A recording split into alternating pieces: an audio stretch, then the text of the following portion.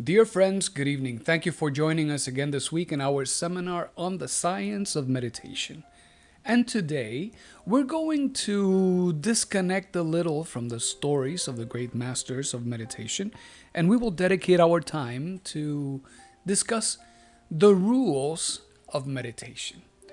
Because what happens is that we come into these studies with so many fixed ideas and attachments to things that we have learned in the past that until we can actually make that internal transition and shift ourselves into a new way of thinking, we do something that we may refer to as meditation, but that it is not. You see, it is common to see some people who sit down and they close their eyes and they call that meditation just because they have sat down and closed their eyes. As they observe themselves, they may even notice that they get distracted with their own thoughts, and before long, they are not sure what exactly they were doing or in which stage of relaxation they were. And 15, 20 minutes went by, and it all went down into some kind of of mental abstraction, into some sort of exercise in the sleeping of the consciousness. So, the whole purpose of these 10 rules is to give you some guidance.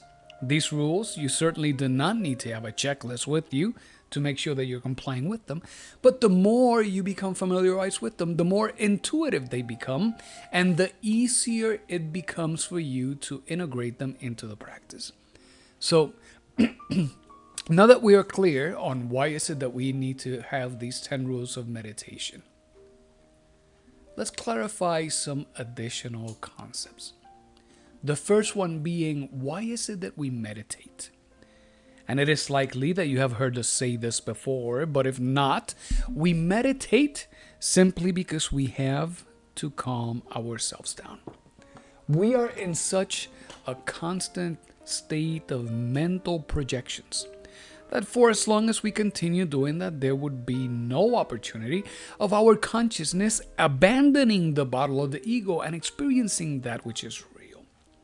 So we meditate so that we can calm down. As we calm down, we make ourselves more able to listen. The relaxation of the physical body, as well as the relaxation of the emotional center, the relaxation of the intellect, they all result in an internal state that is auspicious into the faculty of hearing and listening.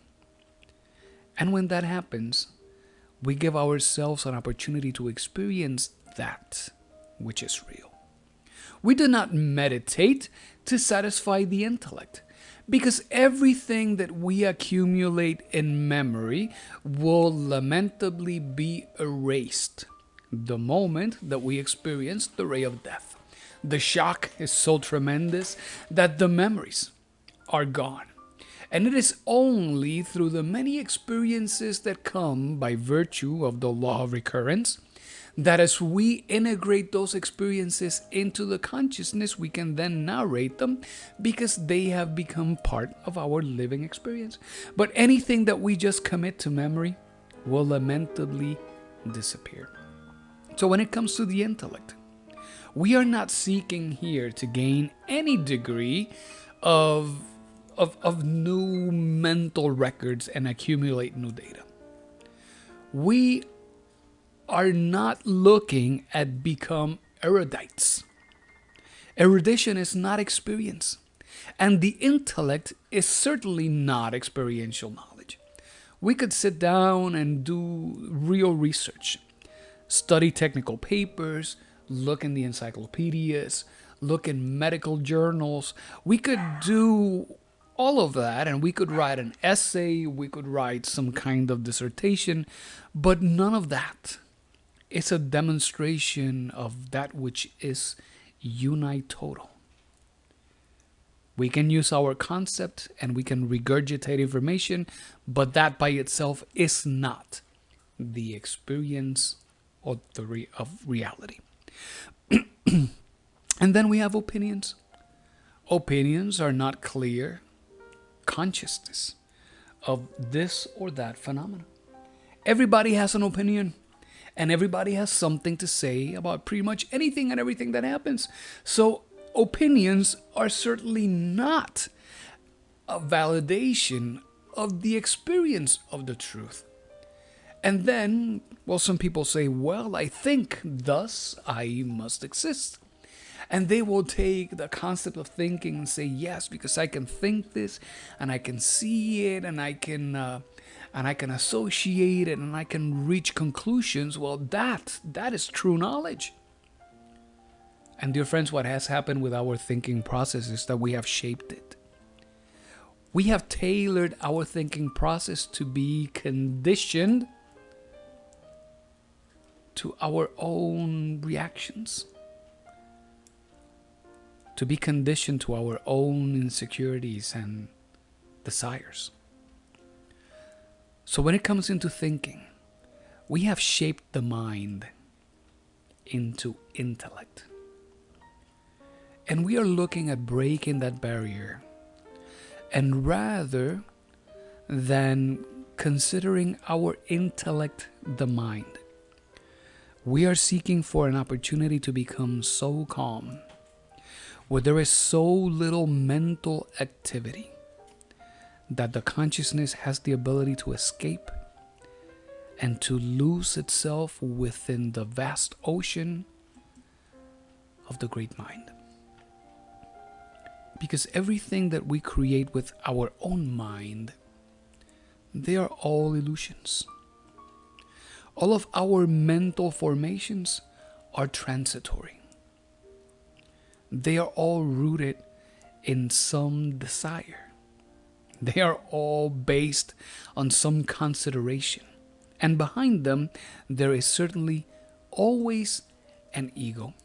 Because our mind is just like a donkey that is very stubborn, and we must dominate it. This is why we see the great master Jeshua in that event of Palm Sunday, as he arrives triumphant into the celestial Jerusalem, and all the audience that was present, they were setting branches of palm trees on the path as a symbol of victory. And in that particular scene, all that we see is the eternal Savior sitting on that donkey, symbolizing the ability of our innermost to dominate the mind. That is why we see those branches of palm trees, because they are a symbol of the victory of the innermost. So we meditate because we need to calm down. We do not meditate to have some out-of-body experience, just as we do not meditate so that we can experience lights or vibrations, or that we can see saints that are touching us, or that we can imagine that we are sitting and having some conversation with some mental abstraction that we may construe as our guru. We meditate to calm down so that we can experience the truth. And the great master tells us, and you shall know the truth, and the truth shall make you free. The experience of the consciousness, as it witnesses and perceives the illuminating void, even if it is for a simple fraction of an instant, it is so transformative that it allows you to return back into the physicality and come back with a new renewed longing, with an energy that is like energy that you had not manifested before, and with a new love for the work itself. All right. So what we're seeking is to take our consciousness, our Buddhist principle, and liberate it from the mind. The moment that happens, we can experience the truth, because the consciousness will naturally gravitate towards its source.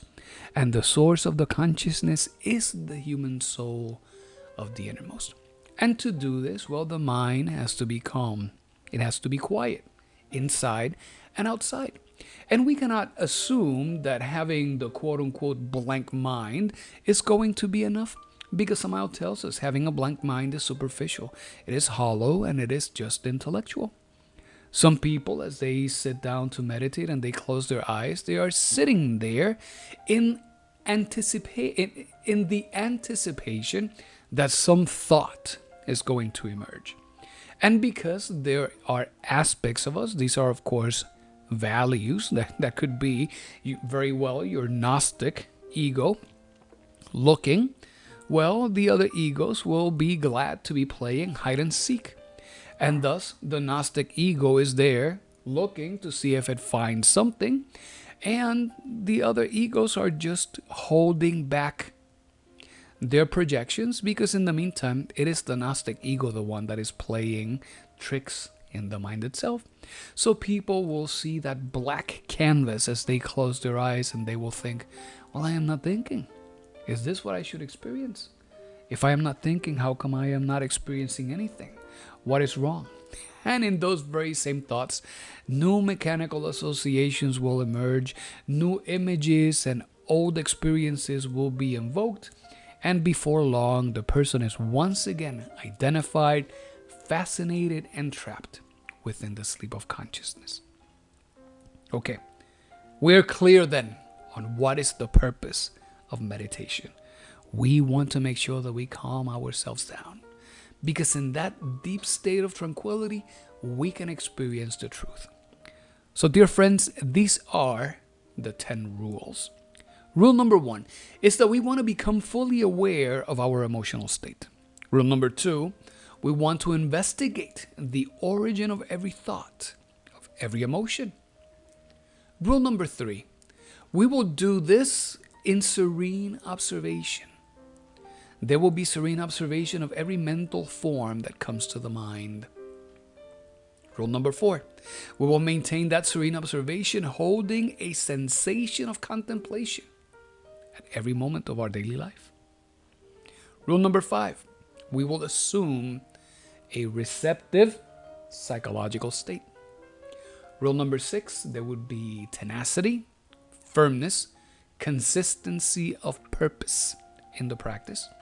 Rule number 7, whenever possible, we will participate of group meditation. Rule number 8, we will become vigilant of our own mind, of its projections, of its reactions. Rule number 9 is that we will avoid external sensorial perceptions. So we will start certainly by closing our eyes. And rule number 10, absolute relaxation and wise combination of meditation and sleep.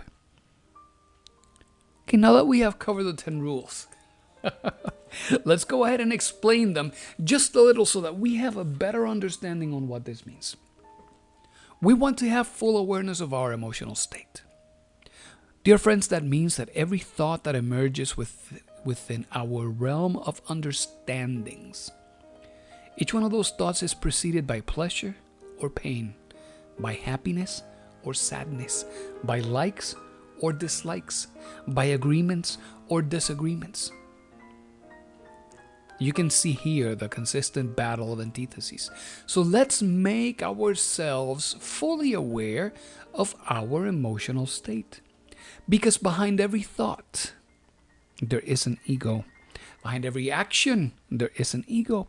And knowing, understanding that the ray of creation descends from the realm of the spirit down into the realm of matter, we also know that with our thoughts, the manifestation of thought reflects itself downward and it creates an emotional reaction. Once that emotional reaction is present, there is an element of vitality that is applied to the reaction itself. And once that vitality is invested, there is physical manifestation of the results of those thoughts. So let's maintain full awareness of our emotional state. When you go to meditate, Consider for a second. Are you joyful? Are you content? Do you feel indifferent? Do you feel sad?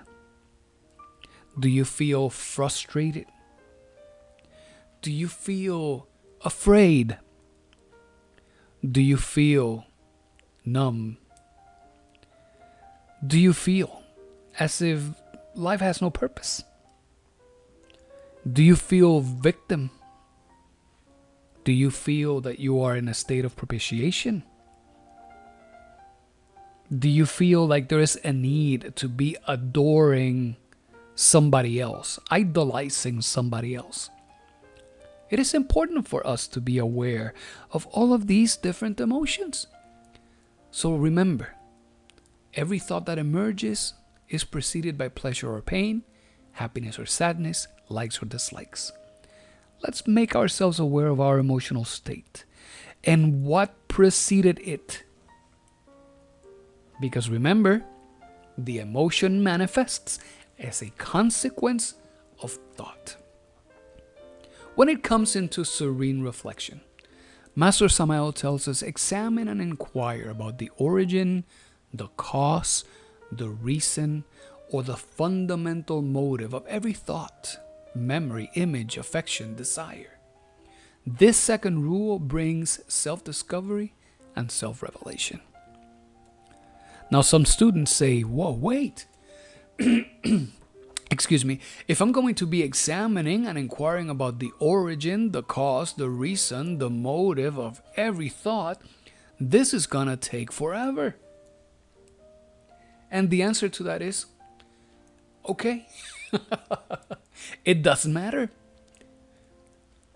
We need to invest the time that is necessary to examine and inquire, because that is the only way that we will be able to gain enough comprehension of our defects.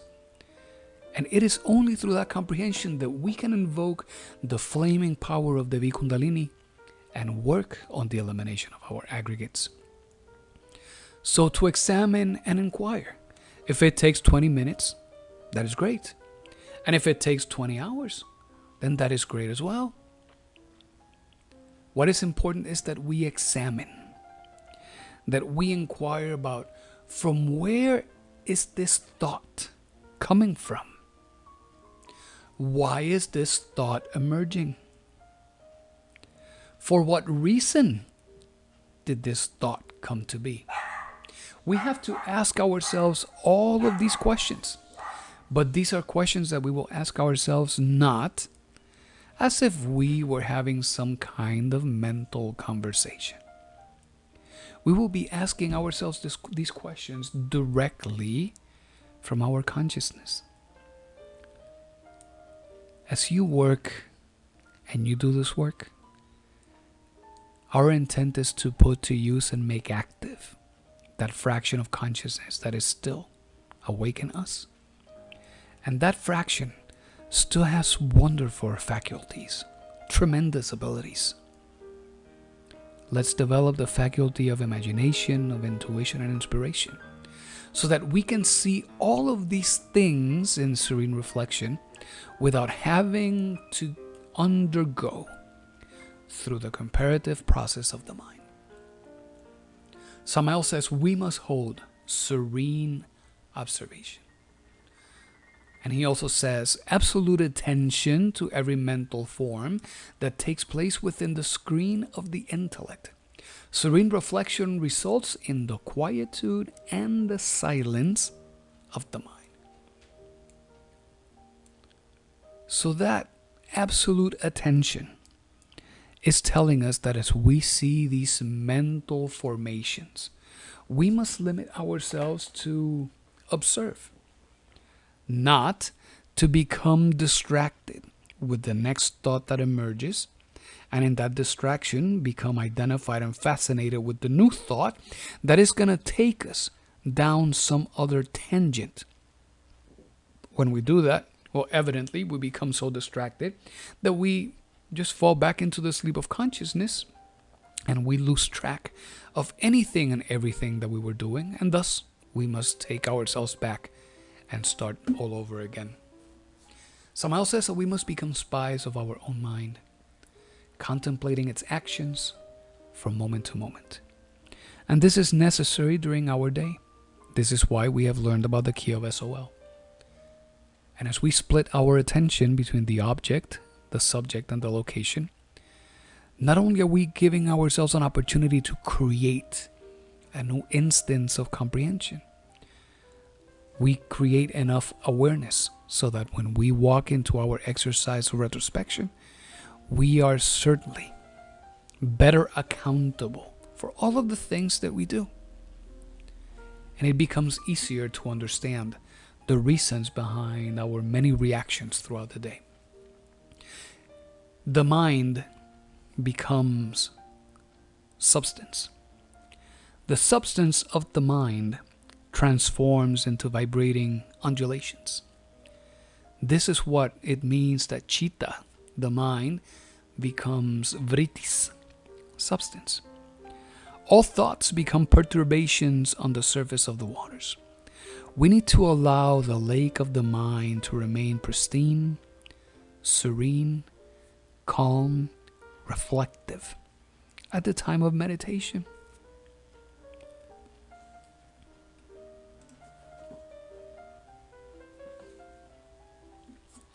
And when it comes to the consistency and continuity of purpose, that thing that is spoken about so often in the topic of meditation, which is that ecstasy that comes from the experience of illumination, well, Samael says this is not for the people who are inconsistent.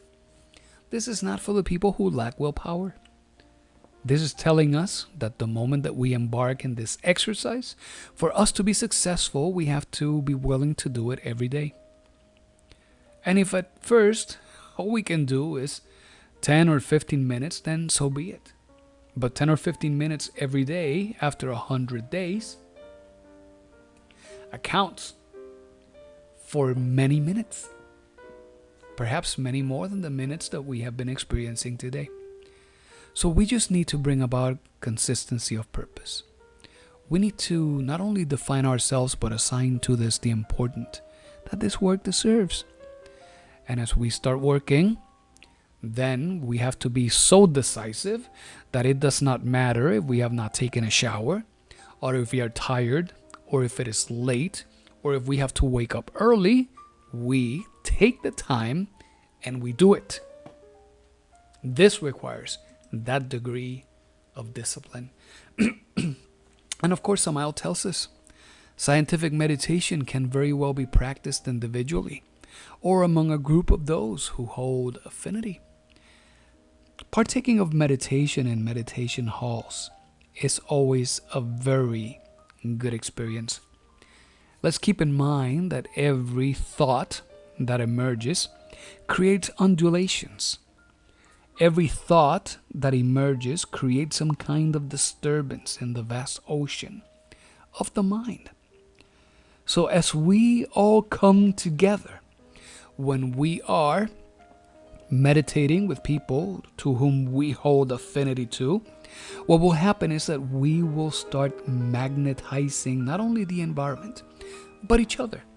We will start creating a constructive interference in all of these mental waves that will make the environment very conducive for a very successful practice of meditation. If we go to meditate somewhere where what we find are other people who are boasting about their powers, their faculties, and their abilities, if we go meditate somewhere where people are doing it because their spouse is forcing them to do it and they are mocking the exercise, then we can anticipate that those environments will be a little bit more distracting and perhaps challenging to be able to achieve a good state of meditation. The soul must be liberated from the body. The soul has to escape all affections, and it must escape the mind. And once it becomes free from the intellect, it becomes free from everything else. The moment that our mind is so calm, whether it is through the use of koans, the mantra, wu, the combination of both. The moment that consciousness has an opportunity to see that the mind has stopped projecting, it will escape. And as it does that, it will help you awaken and develop a new, renewed expression of love for the work itself. And then, well, it becomes urgent, indispensable, and necessary to eliminate all of our sensorial perceptions during the interior and profound meditation. So when we meditate, close your eyes. If it is possible, do it in a room that is very quiet and silent. If there are noises that are distracting, then it certainly becomes very favorable to play classical music, whether it's Bach or Mozart, Liszt, Beethoven, any one of those great masters. They have created compositions that will certainly nourish our superior emotional center. And when it comes to the body, well, no muscle should remain tense.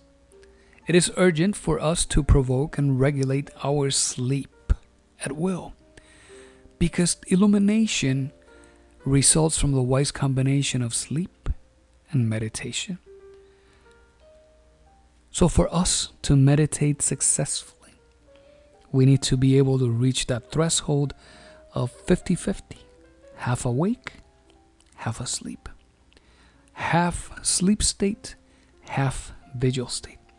Because at those moments, the vital body then becomes able to start helping structure new connections within our own neural network. And when that happens, those new connections and those new associations start helping us in our processes of thought and in our own behaviors.